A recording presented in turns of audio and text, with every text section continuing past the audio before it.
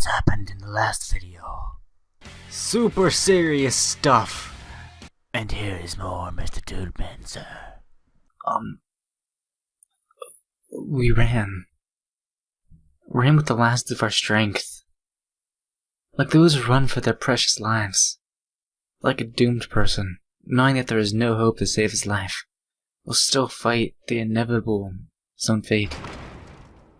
I barely managed to close the heavy metal door behind me. I have no idea how deep this bomb shelter is or if I'm able to withstand its nuclear blast, but we have no other place to hide. She gripped my hand tight. Don't be afraid. Bits of ceiling were falling and the walls were shaking. I was prepared for the worst. But death is the kind of thing you can't ever be prepared for. Suddenly, complete silence fell. It rang even louder than the explosions. Maybe it's time to say goodbye. She was whimpering. I wanted to comfort her somehow, but realized that there's nothing I could do. Yeah. You know, A horrible bang almost split my eardrums. It seems that I'm under a piece of collapsed ceiling, but I don't feel any pain. All I want to do is not let her go.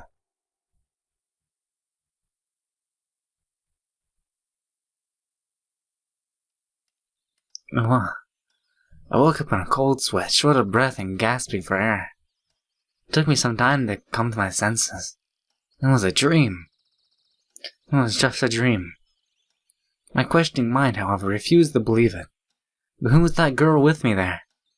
I didn't want to let go of her hand so desperately. Sadly, I couldn't recall her at all. The clocks were showing a few minutes past 10. I slowly came to my senses as reality started to stake out its claim on my mind. My stomach foully growled. Alright, war is war, but lunch should be served in due time. It turned out that Olga Dmitrievna wasn't here. She must have decided to not wake me up. Well, thanks go out to our camp leader for this. After yesterday's adventures, I had to have a rest. Last night I was remained a blurry memory which I don't really want to think about. It's now more important to find something to eat and to wash myself. Exactly. Because a pioneer must always be clean and tidy. That would agree with the principle even if I wasn't a pioneer. And as a matter of fact, I'm not. No, hey. I met electronic while washing my hands. He standed up, started to wave his hands up to me. Good morning. Thank you for finding the shirk. Without him, I don't even... It's nothing. I was a bit embarrassed. No, really, don't be so shy. The country must be proud of its heroes. And what about Shurek? How did he even look this morning? Is he alright? After yesterday's craziness, I thought such a question was completely valid. Yeah, absolutely. The only thing is he can't remember anything. Can't he? I wasn't surprised at all. He says that he went to an abandoned camp yesterday and then woke up in his bed in the morning. I mean, he remembers nothing between those two events. I see. Alright then. You missed breakfast, right? Come to our club, we'll feed you, and we have something special. Electronic smiled in a conspirational way. Thanks. I'll come, probably. I had to wash myself first anyway. Well, we'll be waiting. He waved at me and left to carry out his own business. Hey look, go back here again with the sparkly glow off of the fountains. That's pretty cool.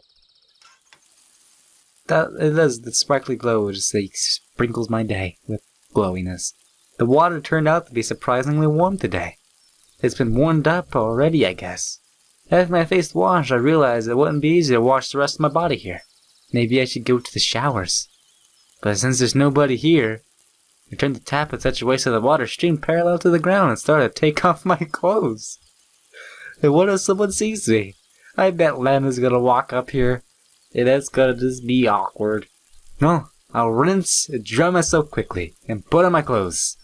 The water, which seemed to warm my hands and face, felt bone-chillingly cold in my body. The whole washing process took no longer than...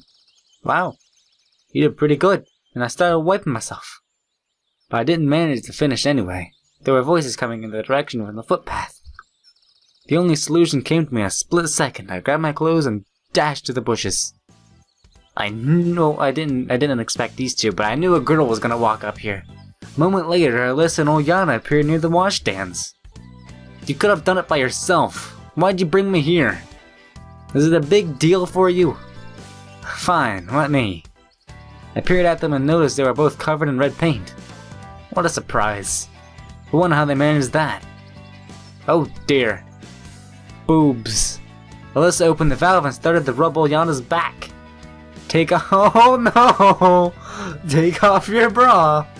What if someone sees us? What? Is there anything to see? She grinned. Okay, just be quick. Oh dear.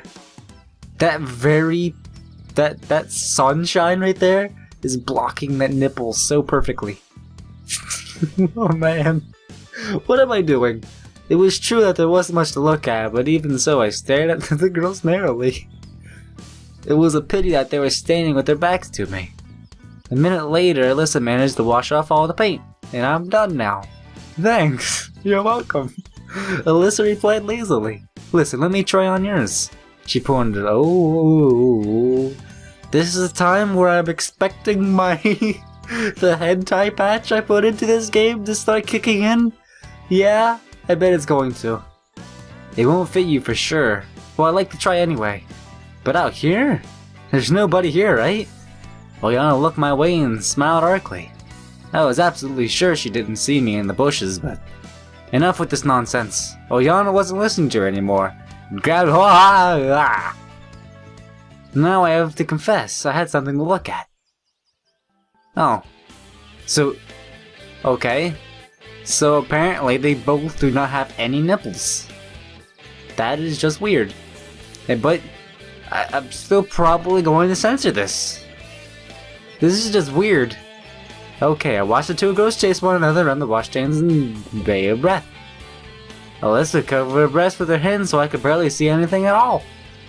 I leaned forward, stumbled over a stone, fall out. Oh my gosh, don't do that! Alyssa and Olyana were frozen staring at me. I tried to cover my nudity with a guilty face.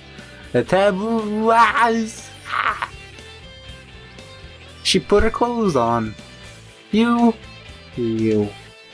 Her face got red and purple. It looked like she would explode in a nuclear blast any second. Better go down to that nuclear savings thing. The nuclear place that will save you from nuclear stuff. But it's probably not gonna save you from her. The only thing I wanted to do was disintegrate into atoms and get as far away from the epicenter as possible. He was sitting there. Whole time. So she noticed me then. You. Well, I accidentally. If you know what I mean, I... Oh no. Oh dear. Oh dear. I forgot I was naked. Wow. Covering my boat with one hand and holding my clothes in the other, I ran into the woods. It seemed the best solution, but asking Nick Mill Camp Company screaming girls wasn't a good idea. I ran without looking back and stopped a few minutes to catch my breath and stuff. I ran through the forest, there's no pursuit, so I managed to save myself, but I got lacerated and scratched and bleeding in my boots. Sat in a tree stump, sighed. That was intense and weird. And I don't know how I feel right now. Man. Sometime later, having dressed already, I left the forest. I need to decide what to do next. My feet are hurting, so I should go straight to the infirmary. But on the other hand, my stomach isn't going to wait either. Maybe I should accept Electronic's invitation? Or head to the canteen in hope of finding someone left to eat there. Oh. Okay. Clubhouse, I go to them. Infirmary, I go to meet someone. Or kitchen dining hall, I go to meet someone else. The odds of Lena being in the infirmary, from my past experiences, are pretty high. The odds of Lena being in the kitchen hall is possibly very high as well, because I've met her there. But, infirmary it is, because I like the infirmary. I always go take good care of my health, and even better care at times when someone starts to hurt badly. So without hesitation, I made my way to the infirmary. But right in front of the door, I stopped as if some mysterious force was holding me. I had absolutely no desire to face the camp nurse without any urgent need, But on the other hand, I almost did a great deed yesterday defending the infirmary. So in some sense, she owed me. I took the heart and opened the door. Hi. Hi, Pioneer. Hello. I'm sorry I was so late yesterday. It wasn't a problem at all, even though you told me I was gonna be doing it for like a half an hour or something. Why have you come? Are you sick? She smiled slyly. Well, I got my feet a bit. You got a bit what? My feet. I gave a stupid answer. Okay, show me. I sat on the couch and took off my boots. How'd you manage that? Better keep silent about what happened at the washstands. Well, okay, never mind. Wait a second. She rummaged in the door and took out a big red pill with a cross-shaped notch from a vial. And what is that for? I was disturbed by the size of the pill and its strange shape. They are broken in halves, usually not in quarters. This is to make it the amputation of your legs not unnecessary. What?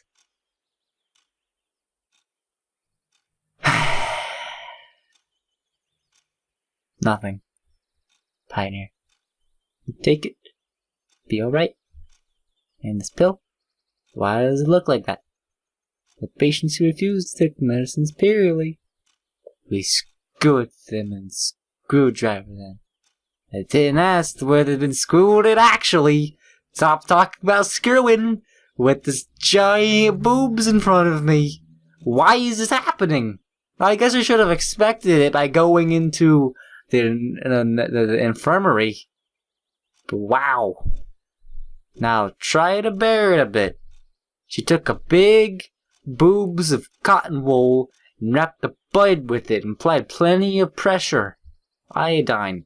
I braced myself for the torments of these boobs dangling in front of me.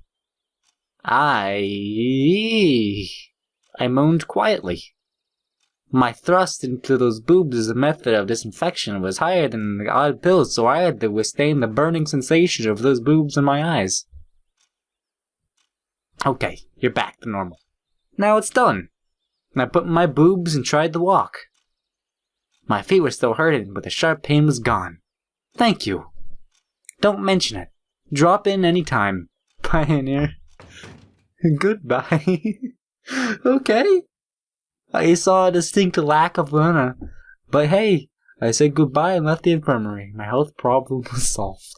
It's the right time to eat now. The day had just started and I've gone through so many things already. But I did it, and now I have legitimate grounds to fill myself up. This is so weird. Today wasn't the last one, so I chose a free table. The lunch included a pea soup and mashed potatoes with fish.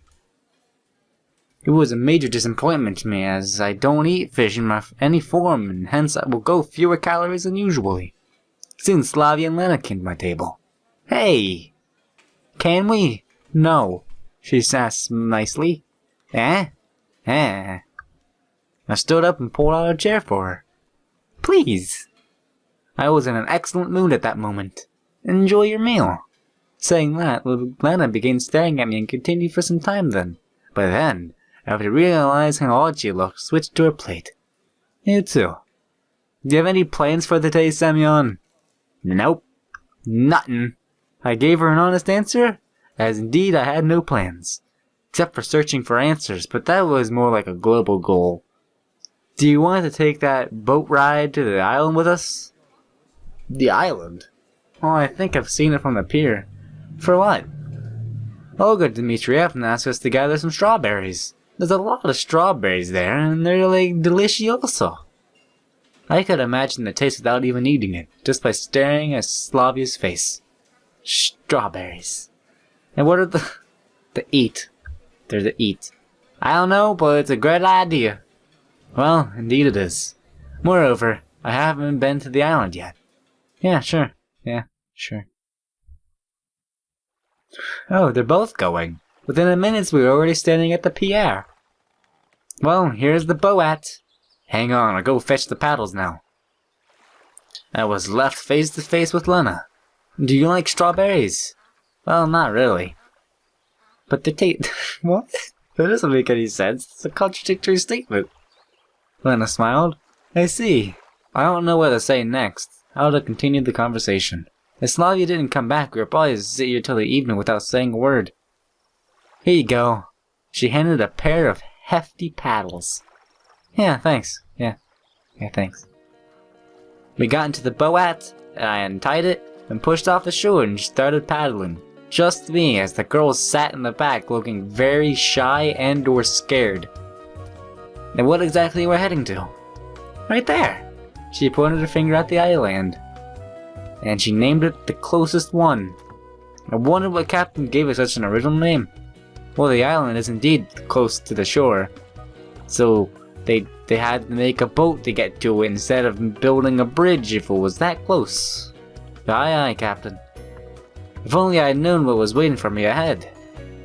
I wasn't an experienced oarsman. I drove a boat just once or twice in my entire life.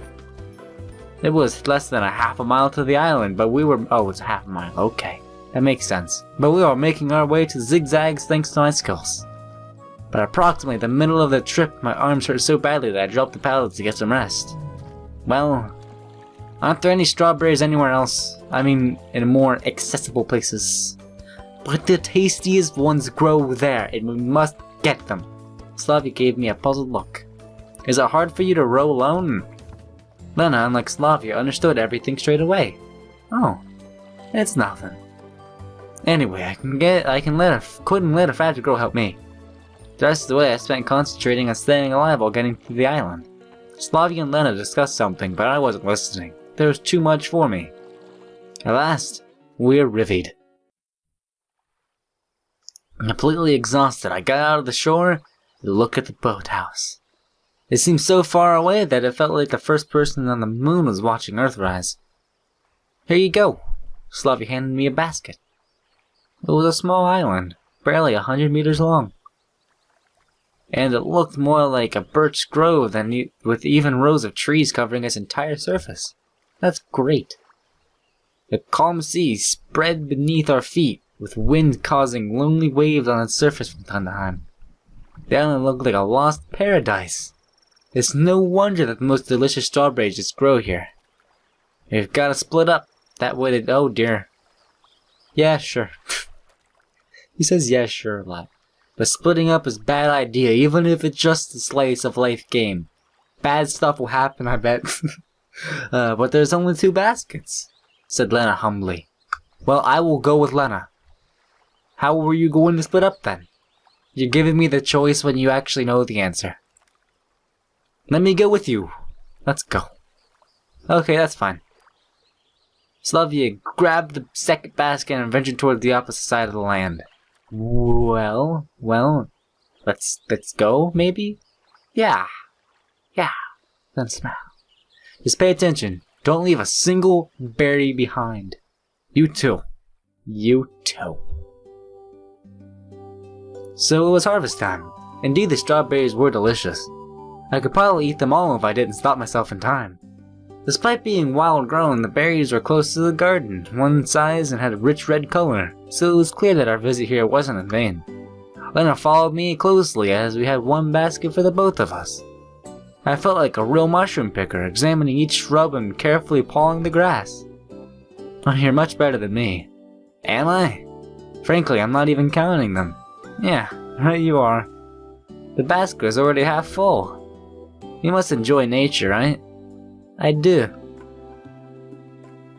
The bright sun rays pierced the treetops and blinded me for a second. I sat down on the ground and leaned against a tree. Still, it's so beautiful here. Lana sat down next to me, so close that our elbows touched. Yeah, we sat and just enjoyed the moment. It seemed like time stood still. The wind gently shook the tree leaves. Some bugs lazily hopped around the grass and splashed the sunlight played on the faraway water surface. Ow. Lena put her head on my shoulder. I was surprised at first, but then I heard her regular breathing and thought it was just a matter of course. Probably she felt drowsy and wanted to take a quick nap. I just sat there and didn't think of anything for a few minutes. The words starting to cross my mind with an ultrasonic speed. Lena, so close. Sleeping. So warm. So gentle. Feelings. I gazed at her. She had such a serene, such a tranquil look on her face that it seemed like right now she's not here, but in some kind of better world. I don't know what would have happened the next moment if I didn't hear the voice of Slavia. Semyon, Lena. I shook my head from side to side a few times to come to my senses. Lena started to wake up. She opened her eyes and gave me an empty look.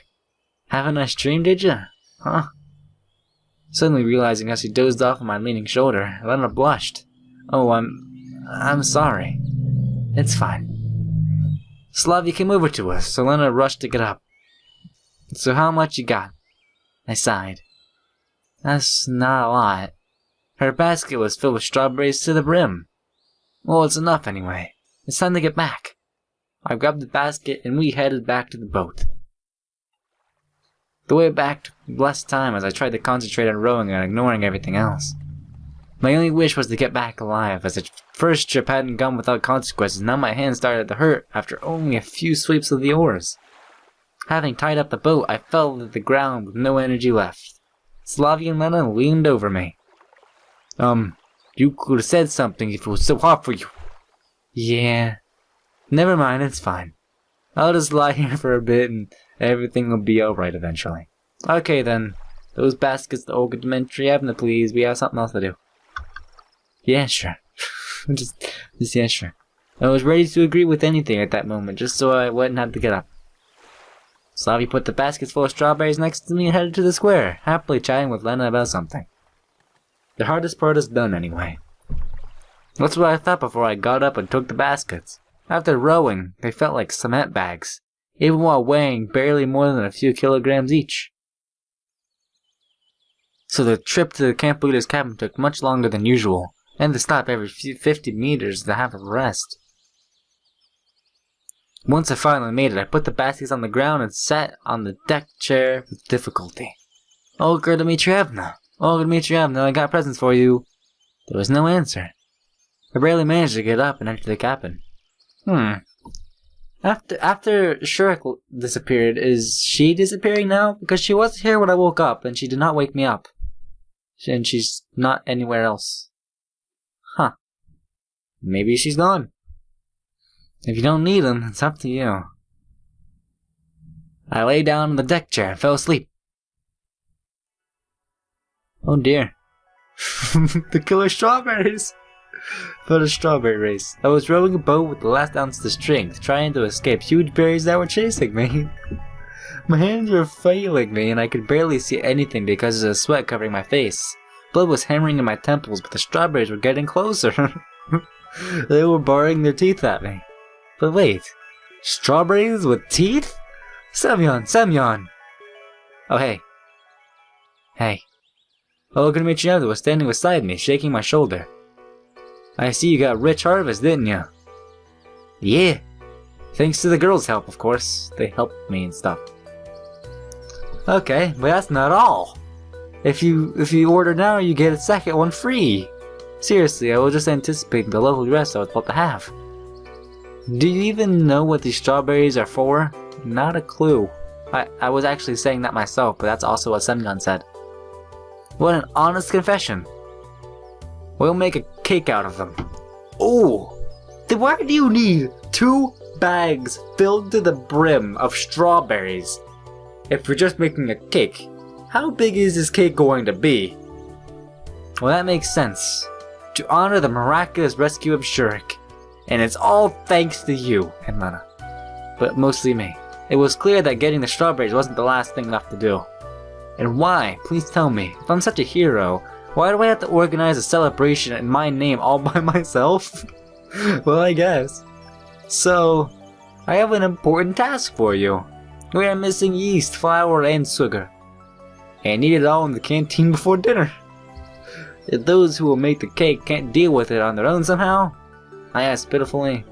Of course they can't. What are you thinking? They can't do anything. They're busy.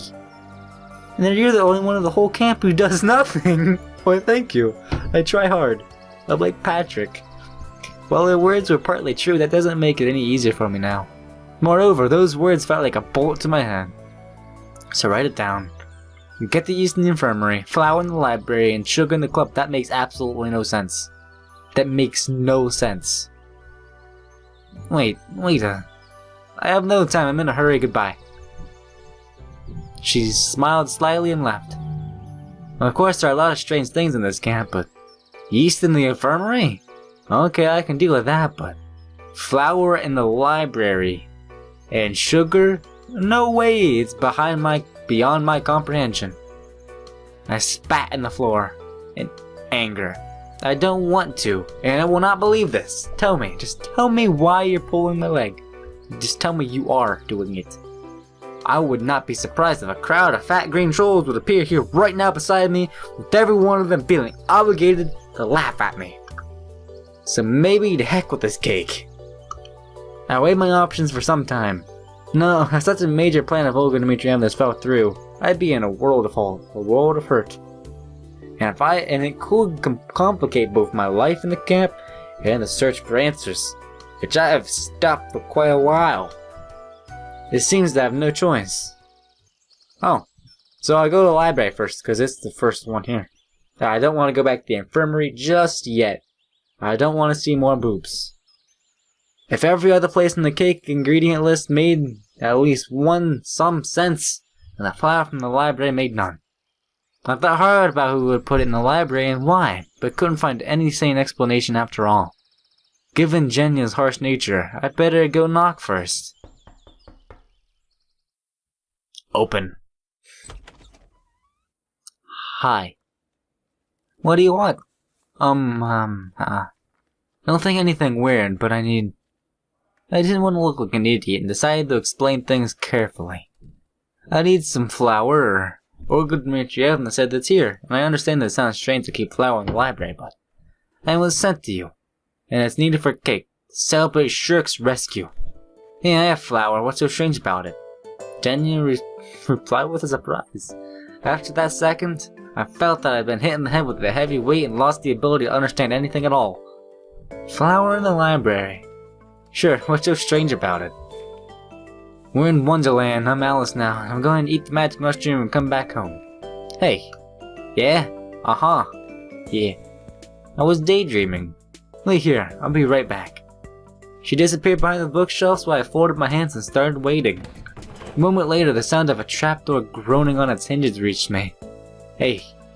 Need some help? I inquired loudly. I'll deal with it. Jenya barked out to me. She seemed to be in the basement, so I'll have to wait a little. Okie dokie. A few minutes passed, but Jenya still hadn't returned. I was starting to get worried when the door was suddenly flung open and Alyssa came to the library. Why are you here? I don't even understand anymore. She looked so surprised too, seeing me here. What are you doing here? Am I not allowed to be here? I said rudely to her. Alyssa was clearly a bit overwhelmed. And what do I care? She snorted and headed to Jenya's table. Why are you here then? Alyssa measured me with her eyes carefully and opened my mouth to say something, but then she seemed to change her mind and turned away, hiding her hands behind her back. Returning a book, are ya? I blurted the first thing off the top of my head. It's none of your business, she says in a sad face, while pushing her boobs up. She replied with a hint of hesitation. What book is it? Alyssa was silent. Oh, come on, let me see it. I wonder what Miss High Voltage Keep Away reads.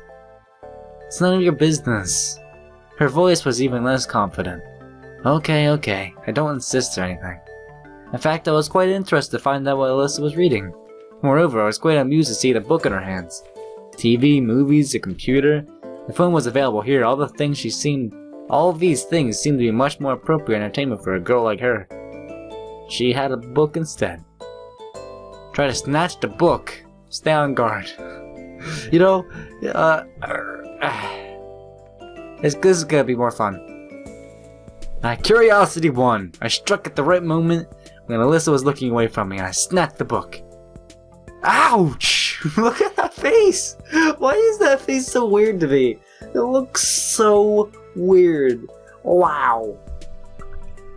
In the following second, her face took such an expression that it made me question my decision. Oh, Yeah, I see that face now. That's pretty bad. Makes me question my decision as well. If I'm about to die, at least I know what for. I held a copy of Gone with the Wind in my hands. That was the same book that Leonard was reading in the evening on the bench. I was so astonished that I completely forgot about my imminent death. Is it interesting? Typical tsundere. Alyssa answered without any enthusiasm, blushing. Okay then. I handed the book back to her. Alyssa threw it on the table and left the library quickly without even looking at me. So human things aren't alien to her. In the end, she too is a girl. After a quick review of everything that just happened, I concluded that there was actually nothing that strange. Finally, Dinya's deep groan rang out, reaching each and every corner of the library. Grab it! I passed the bookshelves, and behind, beheld the perspiring librarian sitting near the trapdoor leading into the basement with a small sack next to her. Well, they might have some sort of storehouse down there. Thanks. I took the sack and left the librario. Thank goodness it wasn't too heavy, so I carried it down the old dimension of this cabin without too much effort. Well, let's go to the infirmary now.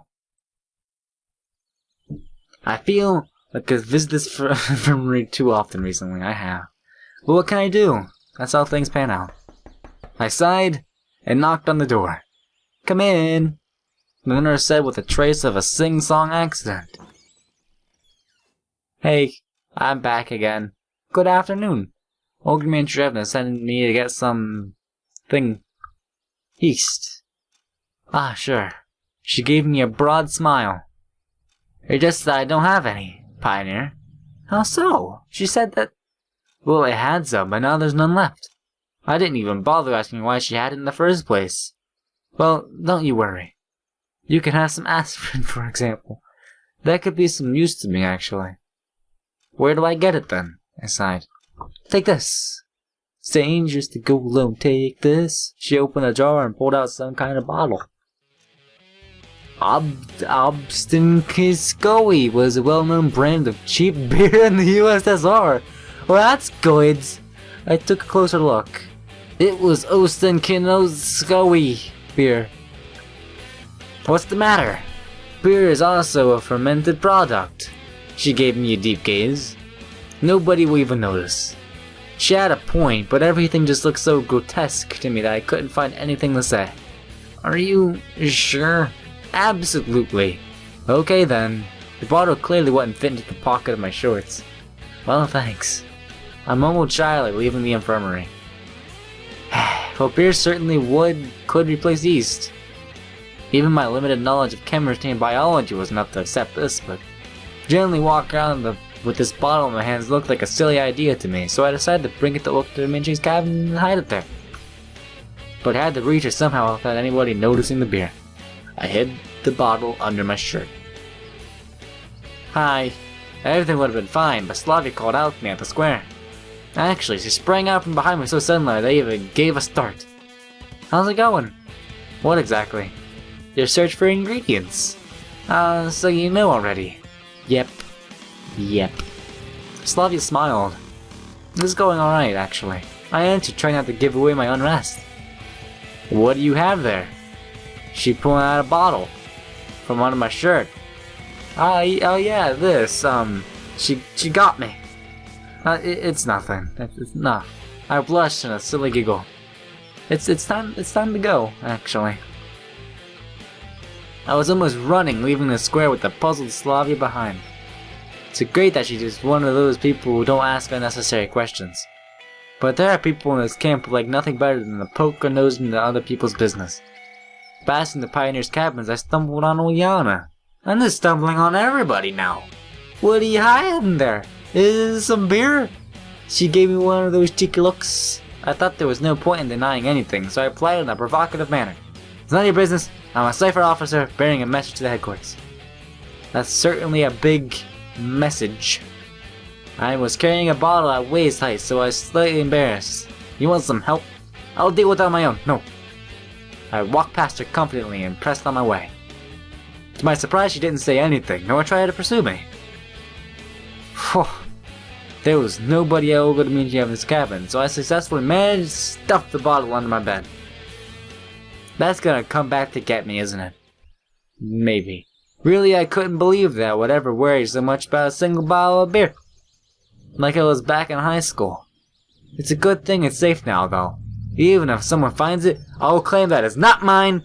It's underneath my bed, but it's not mine. And I only bunk with Olga Dmitrievna, and it's under my bed. So it's not mine. I could always think of a suitable excuse for my enormous experience. You could, but it would not be very good. Let's go to the clubhouse.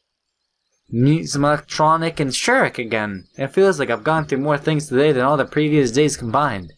Thus approaching the clubhouse, I've even forgotten to think about how awkward it must be looking for sugar there.